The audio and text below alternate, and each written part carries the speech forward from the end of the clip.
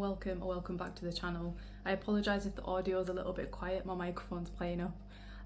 But yeah, I apologise for the lack of uploads recently. I've had a lot on, and then I put a post that some of you might have seen and my rabbit was sick and it just required a lot of care, but touch wood, he's on the mend, so yeah, we can get kind of back to focusing on videos.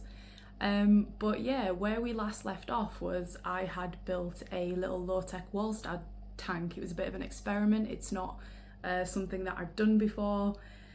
So it's been running, well, since I'd uploaded that video, so I think about a month now, and I think where we last left off was it had been up a week and it had developed a weird kind of fungus, which a lot of people said, oh, that's from the red moor rootwood, which some of it was, but some of it definitely wasn't, and I will show you what happened about 2 weeks after setup, because yeah, not good. So as you can see, this is looking like a total disaster. The water was, I can't even say cloudy, it was like grey. Everything died. The plants, like the Limbophylla sessiflora, I lifted it out and the bottom of it was like black. The roots were black. The top of the water had this horrible thick layer on.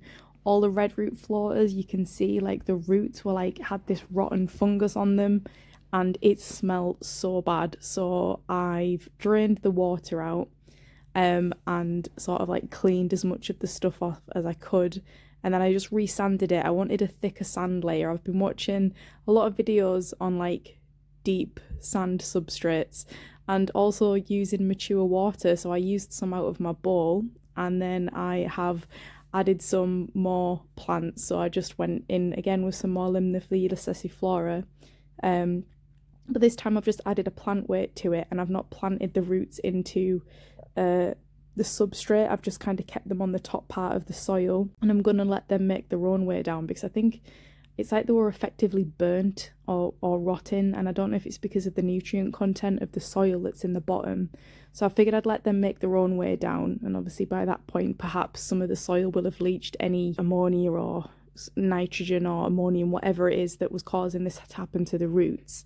So yeah, resanded it, replanted it, used some mature water, watched a lot of videos by Father Fish, because that's kind of all about the kind of old school planting method and using these like Walstad styles and deep sand beds. And yeah, I would point you to that channel. Actually, he's a really good YouTuber for that kind of thing and for that kind of method. So a week after this, I did add a few extra plants, but it was just immediately better. The water, I can't believe how crystal clear it is.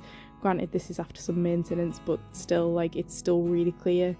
Plants were doing well. I actually trimmed them, and there's no nasty like fungus or this kind of like rotten substance. I can't even explain what it was. It's not something I've ever had before. I've used red moor rootwood plenty of times, and I know the fungus that you get with that, but this, yeah, it was weird. It was something I'd not experienced, and I thought this tank had completely failed, but at this point things are looking good. It seems to be doing well, and the water's staying clear.